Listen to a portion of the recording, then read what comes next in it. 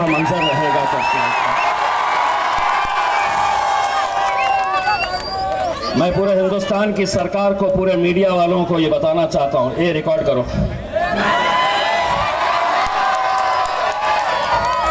तुम जितनी ताकत लगा सकते हैं उतनी ताकत लगा लो। मैं यकीन के साथ कहता हूं कि हिंदुस्तान का सबसे बड़ा जश्न अगर कहीं मनाया जाएगा तो औरंगाबाद की सरजमीन के ऊपर मनाया जाएगा।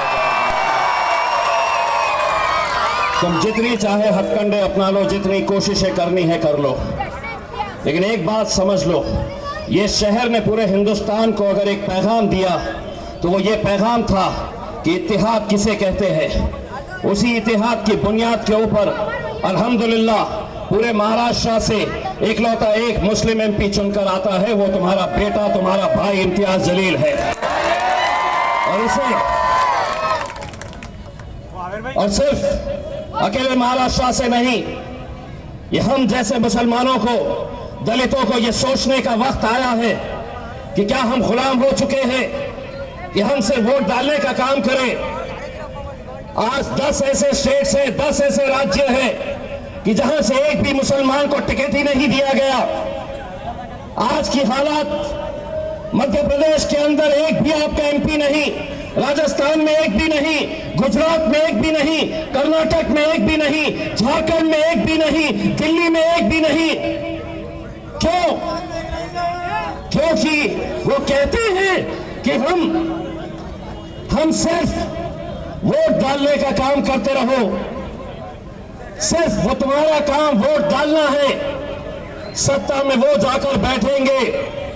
लेकिन जब ये आवाम एक साथ मिलकर एक ताकत बनकर खड़ी रही तो मैंने उन तमाम नेताओं को एक पैगाम दिया कि सुनो शरद पवार, सुनो राहुल गांधी, सुनो उद्धव ठाकरे, सुनो अजीत पवार, अगर आज के बाद स्टेज के ऊपर तुम बैठोगे तो इम्तियाज जलील नीचे नहीं बैठेगा, ऊपर तुम्हारे बाजू बैठेगा। मैं कोई गुलामों की राजनीति नहीं करता हूं। आज मेरे नाम से कहते हैं कि नरेंद्र मोदी को कमजोर करना है, नरेंद्र मोदी के सीटों को कम करना है, तो इम्तियाज जलील को यहां पे वोट मत दो, चंद्रकांत खैरे को दो। ये कहां से ऐसे लोग आ जाते हैं, ये इनके दिमाग का इस्तेमाल, भूसा भरा है इनके अंदर, गुलामी की आदत हो चुकी है। महाराष्ट्र के अंदर 48 सीटें हैं, सारी ताकत उस एक सीट के ऊपर लगाओगे जहां पर तुम्हारा अपना एक भाई लोकसभा के अंदर नुमाइंदगी कर रहा है।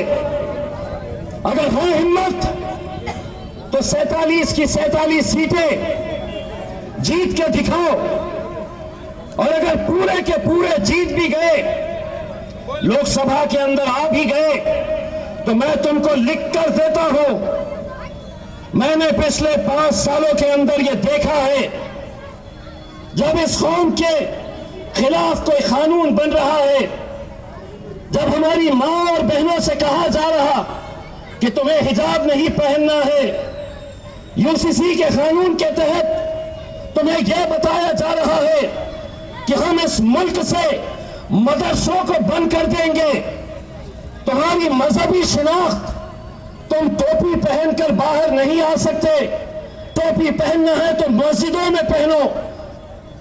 ये कानून जब लाया जाएगा तो वो 47 के 47 गुंगे, मुक्के और बहरे बनकर बैठे रहेंगे। अगर वहां पर कोई नरेंद्र मोदी और भारतीय जनता पार्टी की आंख में आंख डालकर अगर कोई सवाल करेगा तो वो मेरा खालिद बैरिस्टर असदुद्दीन अवैसी और इम्तियाज जलील करेगा।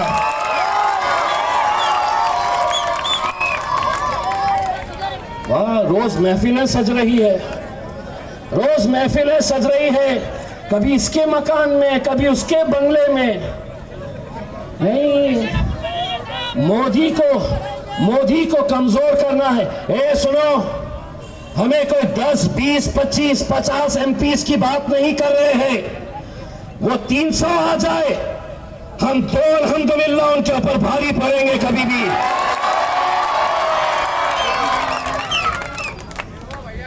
और किसके बारे में कह रहे हैं? और किसके बारे में कह रहे हैं? ओ भाईजान, पूरी ताकत 13 तारीख के दिन दिखा मेरे भाई, पूरा जोश 13 तारीख के दिन दिखा दे। 13 तारीख के दिन निकल और तेरे को एक का मौका मिला तो 4 ठोक डाल इसमें।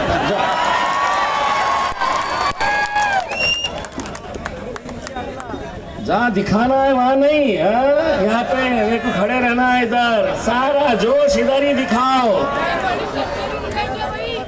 एक बात सुन ले, सवाल ये पैदा होता है कि आज जो महफिलें सज रही है, आपको ये वरगलाने की, आपको ये बताने के लिए आ रहे होंगे, आपके भी महफिलों में, शादियों में पकड़ रहे होंगे, चबूतरे पर बैठ रहे होंगे, आके आपको होटलों के अंदर समझा रहे होंगे कि 2019 के अंदर इम्तियाज जीत गया, अब नहीं जीतता।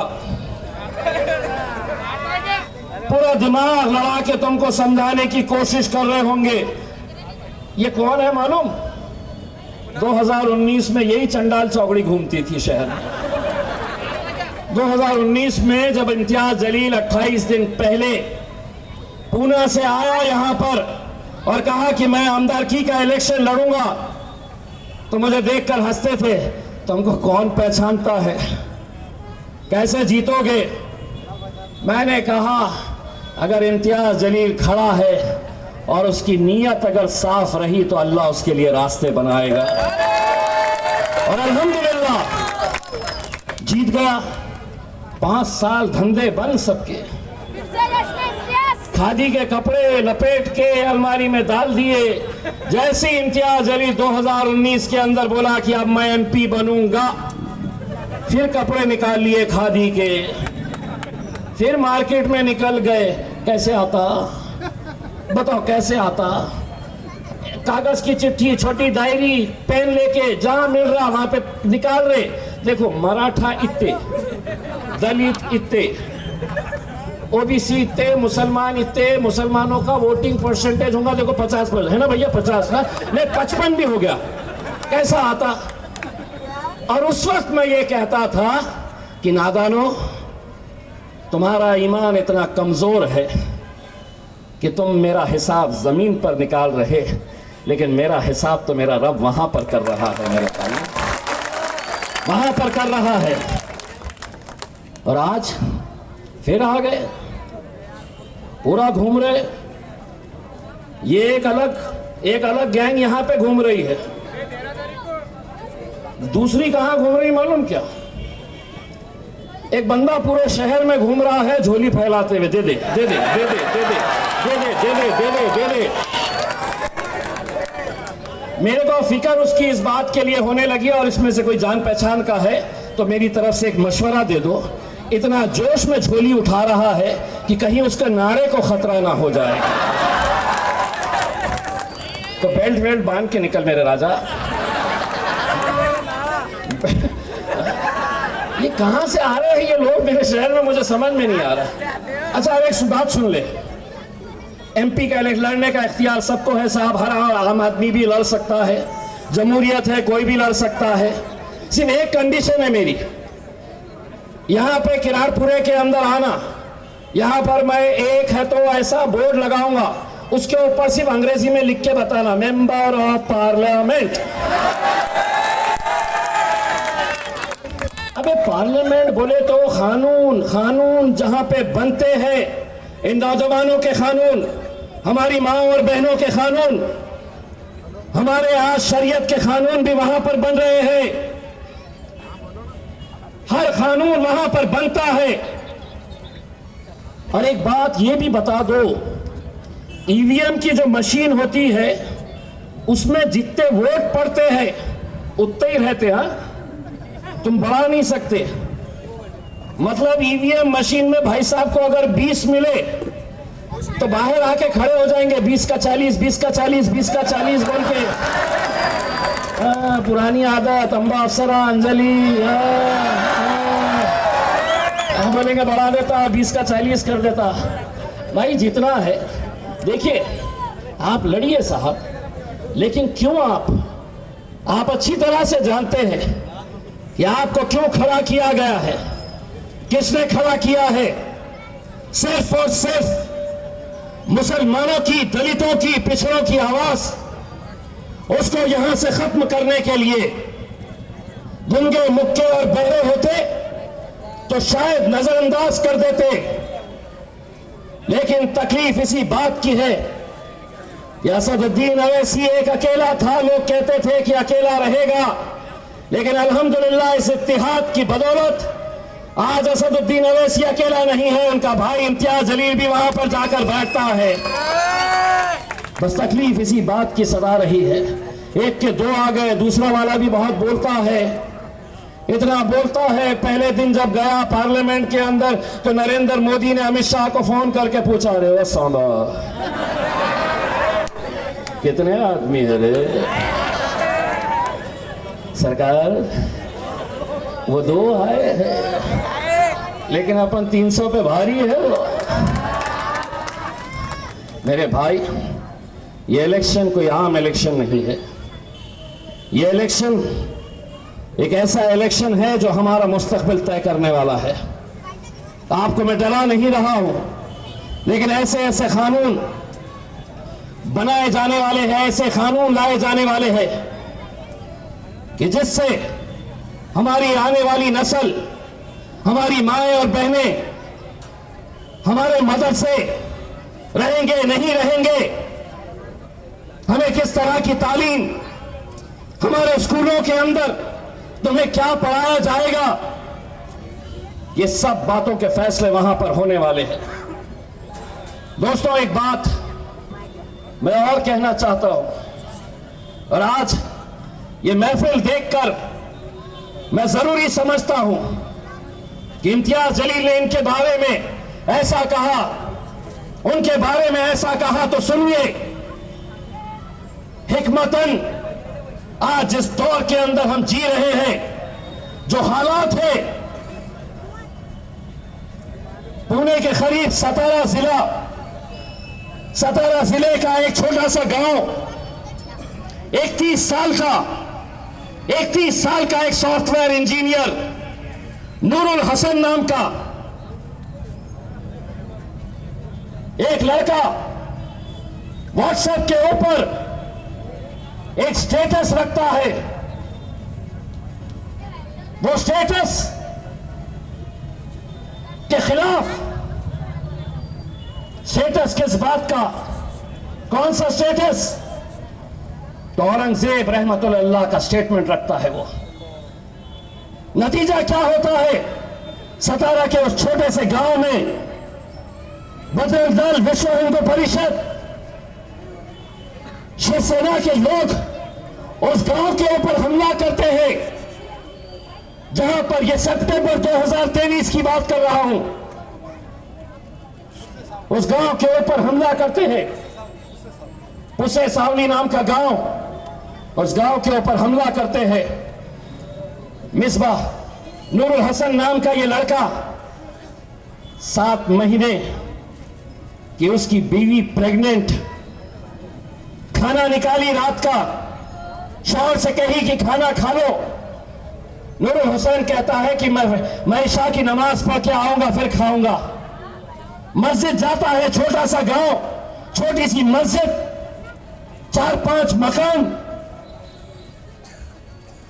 मस्जिद में जब जाता है, नूरुल हुसैन ने कोई स्टेटस नहीं रखा था, किसी और बच्चे ने रखा था, लेकिन हमला किए। जब गांव के अंदर कुछ गाड़ियों को जलाए, किसी ने कहा कि मस्जिद में अब ईशा की अजान वक्त हो रहा है, तो उस मस्जिद के अंदर हमला किया गया। नूरुल हसन 31 साल का खूबसूरत सा नौजवान वजू कर रहा था, बाहर से पहले पथराव किया गया, नारे लगाए गए, कि नूरुल हसन भागकर आया, मस्जिद का दरवाजा बंद कर रहा था। मस्जिद के दरवाजे को